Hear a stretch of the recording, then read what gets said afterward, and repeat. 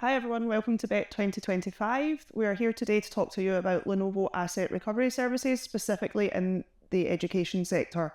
My name is Katie Sproul. I work within the ARS Growth team in a worldwide role, and I'm joined today by my colleague James. Thanks, Katie. Yeah, hi everybody. So my name is James Furze. I'm the EMEA Sustainability Solution Designer Manager for Asset Recovery Services. So great to talk to you all today. Thanks, James. So James, let's get kicked off. Can you tell me a little bit about what asset recovery services is and how important it is within the education sector? Yeah, of course. So Lenovo Asset Recovery Services is designed to give our customers a secure and sustainable method to recycle their redundant IT assets. It uses the highest level of accreditations and just really gives that peace of mind that their data is being handled safely, sustainably, and they get all of the relevant certificates and details that they need post the service. Great. So obviously there's a big difference between a school's requirements and potentially a university's requirements. Can you tell me a little bit about the differences with asset recovery services between these two types of education? Yeah, of course. So I think the main difference between schools versus universities is the level of technology that they're using. You know, universities are trying to attract students to their campuses, have larger budgets and therefore need to have cutting edge technology as it comes through. Whereas schools, colleges in particular, tend to have lesser budgets and the technology kind of follows the same way. But in terms of asset recovery services, the process is the same. They all have the same level of detail that goes into how the service is performed and as it comes through. So not a great difference in that sense. Okay, fantastic. So you touched on the different types of assets. What type of assets qualify for Lenovo asset recovery services? Yeah, it's a great question. And we do get asked that a lot. You know, being Lenovo, is do you collect other brand of devices? And we do. Yeah, so it's a device agnostic service. We collect anything that's IT related, just so our customers, can utilize the service when they're refreshing their technology. Okay, no, that's great. Good to know. So on the points that you mentioned a little bit earlier, round about compliance, how does Lenovo ensure that our asset recovery services customers' data is securely disposed of? It's a great question, and it's almost always the first question our customers ask, and rightly so. You know, the nature of the business is that we are handling and processing data for our customers, so they need to know that it's been done in a secure and compliant manner. And the way that Lenovo helps with that is, we independently audit all of our processing facilities, focusing on security and sustainability as we go through that on-site audit. And in terms of the process for data erasure, it's all done to NIST 800-88 standard, which is a robust process in terms of making sure that all data is erased from storage media, and our customers get a certificate to confirm that every asset that we collect for them, we have the serial number, we have the detail of the device, and the certificate of data erasure or disposal, so they've got that full peace of mind. Yeah, it certainly sounds like we've got all elements of the security aspect handled to the utmost quality. So on to sustainability, obviously another key part of asset recovery services. With more and more legislations coming into place round about sustainability, how do we ensure that we are supporting education customers on their sustainability journeys and their requirements round about sustainability? Yeah, so we do that in a number of ways. First and foremost, the aim of the service is to make sure that as many assets as possible are recycled, reused, refurbished, and put back into the market, so they avoid becoming e-waste, which is a growing problem for everybody. And one of the main ways that Lenovo helps with that is all of our processing facilities that are onboarded and audited have to be operating to the R2 responsible recycling certification. A common set of processes, practices, and requirements that are documented from collection all the way to final disposal to make sure that anything that can be reused is reused, recycled, refurbished. So it's a great one for our customers to look out for.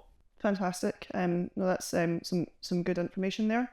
So a key question that I get, or that often comes up when I'm speaking with customers, is how asset recovery services can support customers from a financial perspective. Could you tell us a little bit about that, please, James? Yeah, of course, and you know that's really important in the education sector as well, as we will kind of touch on. So there are several ways, some more obvious than others. I think, you know, starting with the most obvious is the actual value of the assets that we're collecting. So, you know, Lenovo has done this for over 20 years, provided the asset recovery service to our customers, which means we've got a really mature market in terms of what value certain assets are worth, and we can then pass that on to our customers, and therefore they can use that, use that injection of money essentially to help their budget stretch further. So that's the kind of first and foremost piece. I think the other aspect, you know, when we're talking to customers is, you know, when's the best time to refresh your assets? Because there's depreciation between the years. You know, if we're collecting 3-year-old assets versus 5-year-old assets versus 7-year-old assets, then obviously the 3-year-old assets have got a higher value. Yeah. And in schools and colleges, what you tend to find is they sweat their assets for a longer time period. And that might not always be the best way to go about it, because if they brought that refresh a year earlier, then they might have more value in the assets that they've currently got that could then be used for future purchases. There is another aspect as well that's not technically part of the asset recovery services, but it kind of feeds into it, and that's Lenovo Certified Refurbished. So that's a new kind of product range that is part of the circular economy portfolio from Lenovo, and it's all Lenovo assets that come back through asset recovery services and are refurbished to the highest standard. They can have a Lenovo warranty added to them, and it's only Lenovo certified parts that are used to kind of rebuild these products. So what that means for if we're talking about the education sector, is they're getting the same high quality product. They have peace of mind because they've got the warranty added to it as it comes through, and it's a lower cost than new assets. So that's a really huge step forward for Lenovo and for our customers. Yeah, I think that's absolutely fantastic and a great point. Obviously, it's taxpayers' money that's going towards this, so it's good to know that we're doing our part for financial savings, for the environment as well. Definitely. Okay, so I know that a lot of different organisations offer asset recovery services. Could you tell me a little bit about why customers in the education sector should come to Lenovo for their asset recovery services? Yeah, of course. And hopefully we've touched on some of the points already as this comes through. But I think first and foremost, as we mentioned earlier in the podcast, it's that whole peace of mind aspect. You know, you can't really put a price on how your data is being handled, and having that peace of mind that, you know, your data is being processed as it should be, and you're getting all of the relevant documents to come back. So that's really important to kind of stress.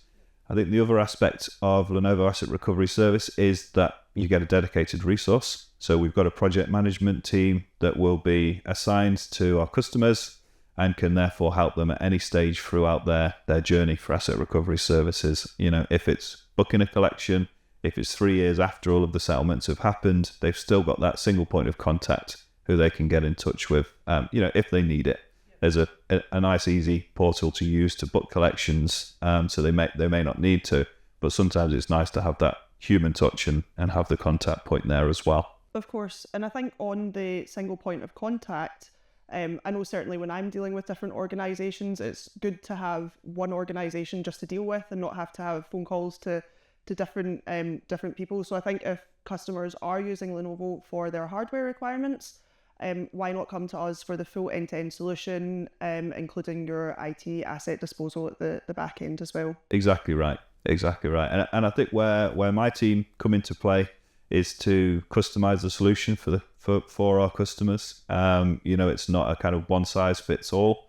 So our role as the designer is to really understand the customer's requirements, build a solution that ticks the boxes that they need to, the ones that we've discussed already, from a compliance and sustainability aspects, but also from a service perspective.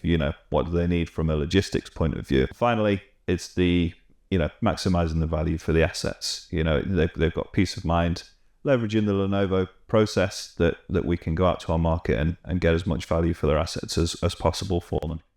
Great. No, thanks for that, James. So looking forward to the future, what are we seeing as the main trends in asset recovery services moving forward? So it's another great question. I think that, we can already see things that are happening across Europe that will filter through. So one thing to call out is in France, there's legislation that's been brought into place for government purchases to have a 20% recertified or refurbished aspect of them. That's already been happening across the board, but it's a huge step to have that brought in as actual legislation to kind of force the hand almost. And we'll probably see that happen across Europe and across the world as it moves forward, and that's only a good thing in my opinion.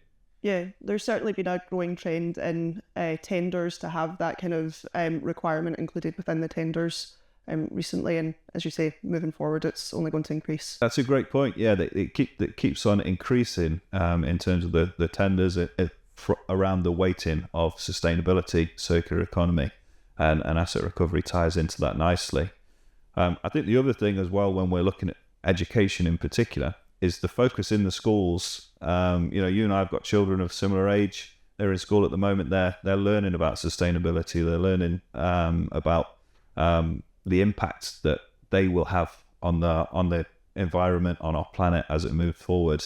And it's quite exciting to think that the things that they're learning about now are for jobs in the future that don't actually exist at the moment.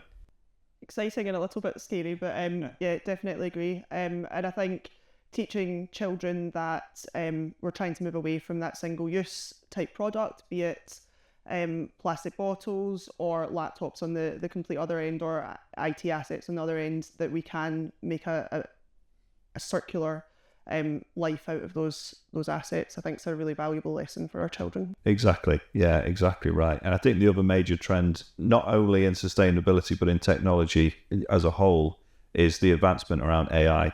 And a good example of how that's coming into asset recovery services is, AI is being used to grade assets as they come back. So look at them from a cosmetic and a functional perspective. And that will only improve the kind of efficiencies and consistency that customers get in terms of the reporting that comes back to them. So, that's already being trialed now in some of the processing facilities. In 12, 18 months' time, it'll become standard practice. Yep. And I guess the other consideration with AI as well is the infrastructure that AI solutions run on, very power hungry, needing to our customers are maybe needing to refresh slightly quicker ahead of time. What do they do with those old assets that they have, that they're retiring in place of the AI solution? Come to Lenovo Asset Recovery Services for that. Exactly that. And when you're talking about budgets and how to make them stretch further, the other kind of topic that feeds into that is the total cost of ownership. So, when you're talking about network and storage devices, for example, if you've got legacy equipment, sometimes that's a huge drain on resource from, just to run them. And looking to purchase newer equipment that's a lot more efficient can help that total cost of ownership over time and actually reduce the outgoing costs. And I guess that ties back to sustainability again. Exactly. On energy consumption. Okay, fantastic, James. Well, thank you very much for your time today. Thanks everybody for tuning in. If anybody would like to learn any more about Lenovo Asset Recovery Services, please reach out to your Lenovo sales representative or visit the Lenovo Asset Recovery Services webpage for further contact details. Thank you. Thanks, Katie. Thanks, everyone. Lenovo.